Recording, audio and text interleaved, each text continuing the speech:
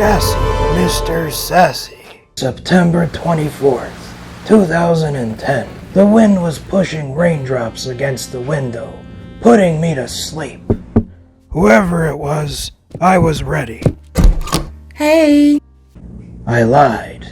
I wasn't ready for her. I opened the door to a real lady. Legs for days, cherry red lips, pistachio green eyes.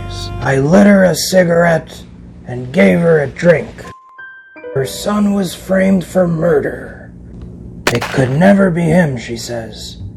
He changed his underwear daily and he went to church. She came close to me and laid one on me. A sweet and spicy kiss, bringing back childhood memories of me binging on cinnamon lip candies. Who would frame her son and why? I promised Cinnamon Lips I'd figure it all out. Murder after murder, and I wasn't informed on any of the cases. Something was up. These killers just didn't fit the bill. You had a pastry chef who looked like one of the Mario brothers. You had an 80-year-old man with arthritis who couldn't even tie his own shoes. Something was fishy, and someone was pulling the strings on this one. All the while, unemployment rates were sky high. People were out of jobs, and businesses were being replaced by a company called Sass Corp Inc. I needed a drink. Dirty Sanchez's Bar and Grill. And then there was a phone call for me. It was from my friend Al. Al told me the bar had a new owner. The bar was now called Sassy Times. He wasn't giving me a pleasant look, so I asked him for his name, and he said his name was Mr. Sassy. But you can call me Mr. Sassy. I didn't like him, and I wanted to do some research on him, so he was off the hook for now. I did my due diligence on this guy. He grew up on some farm milking cows, but milking Bessie wasn't good enough for him. So he hightailed it to Chicago, and he won big on some stock. He got the name Sassy because he was so sassy at work.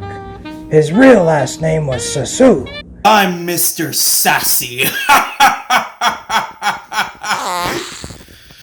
The only way this guy ever got a girl's number was when he worked at a call center.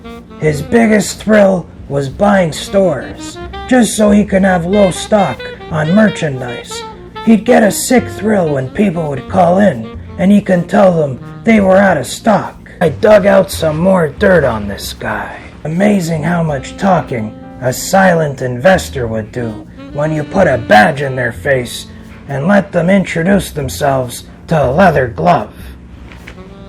After pimp slapping this guy a few times, one of Mr. Sassy's investors spilled the beans. Apparently, Mr. Sassy had ties to loan sharks as well.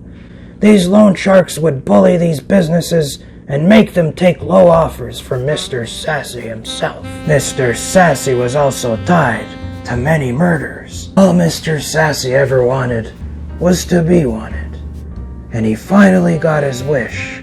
The law really wanted his ass. I'd say our gassy friend Mr. Sassy was shitting himself. See, to him I was the boogeyman. Stop petting that horse. You're coming with me. You're under arrest, Mr. Sassy. You think you could take me in? I own your department. And every department. I own everything in this damn city. But if you want to try, come and get me. Let's go, Peso! One weakness Mr. Sassy had was his love to pesos. After Mr. Sassy fell, I threatened to scrap Peso. He admitted to all the murders and all the terrible things he's done. All the innocent men he put in jail were free to go. And this just earned me a date with Cinnamon Lips herself. As for Mr. Sassy, he was fresh meat, and in prison, they don't judge you if you're gassy or not.